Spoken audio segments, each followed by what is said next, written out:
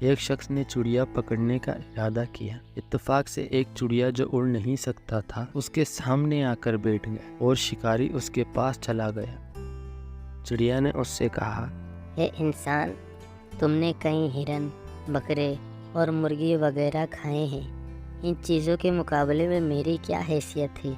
ذرا تھا گوشت میرے جسم میں ہے، اس سے تمہارا کیا بنے گا؟ تمہارا تو پیٹ بھی نہیں بھرے گا، لیکن اگر تم مجھے آزاد کر دو تو میں تمہیں 3 نصیحت کروں گا جن پر عمل کرنا تمہارے لیے بہت مفید ہوگا۔ ان میں سے ایک نصیحت تو میں ابھی کروں گا، دوسری اس وقت جب میں سامنے والی دیوار پر جا بیٹھوں گا، اس کے بعد تیسری اور آخری نصیحت اس وقت کروں گا جب دیوار سے اڑ کر سامنے درخت کی شاخ پر جا کر بیٹھ جاؤں گا۔ اس شخص کے دل میں تجسس پیدا ہوا کہ نہ جانے چڑیا کیا فائدہ مند نصیحت کرے۔ اس نے چڑیا کی بات مانتے ہوئے اس سے کہا، تم مجھے پہلے نصیحت کرو، پھر میں تمہیں چھوڑ دوں گا۔ میری پہلی نصیحت یہ ہے کہ جو بات کبھی نہیں ہو سکتی اس کا یقین مت کرنا۔ یہ سن کر اس آدمی نے چڑیا کو جانے دیا اور چڑیا سامنے دیوار پر جا کر بیٹھ گیا۔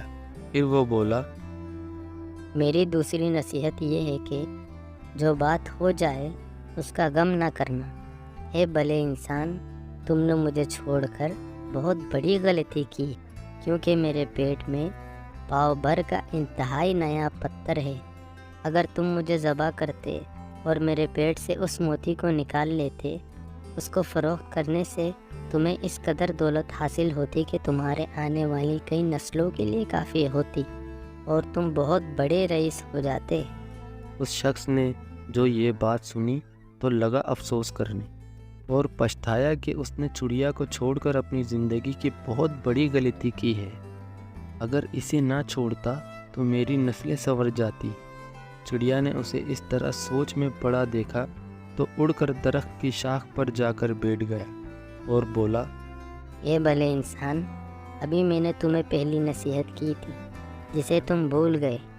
جو بات نہ ہو سکنے والی ہو اس کا ہرگز یقین نہ کرنا، لیکن تم نے میری اس بات کا اعتبار کر لیا کہ میں ایک چٹاک بھر وزن رکھنے والا چڑیا اپنے پیٹ میں ایک پاؤ بھر وزنی موتی رکھتا ہوں۔ کیا یہ ممکن ہے؟ میں نے تمہیں دوسری نصیحت یہ کی تھی کہ جو بات ہو جائے اس کا غم نہ کرنا، مگر تم نے میرے دوسرے نصیحت کا بھی کوئی اثر نہ لیا اور غم و افسوس میں مبتلا ہو گئے۔ خواہ مخواہ مجھے جانے دیا۔ تمہیں کوئی بھی نصیحت کرنا بالکل بیکار ہے۔ تم نے میرے پہلے 2 نصیحتوں پر کب عمل کیا جو تیسرے پر کرو گی؟ تم نصیحت کے قابل ہی نہیں ہو۔ یہ کہتے ہوئے چڑیا اڑ کر چلا گیا اور ہوا میں پرواز کر گیا۔ وہ شخص وہیں کھڑا چڑیا کی باتوں پر غور و فکر کرتے ہوئے سوچ میں کھو گیا۔ اس کہانی سے ہمیں یہ سیکھنے کو ملتی ہے کہ وہ لوگ خوش نصیب ہوتے ہیں جنہیں کوئی نصیحت کرنے والا ہو۔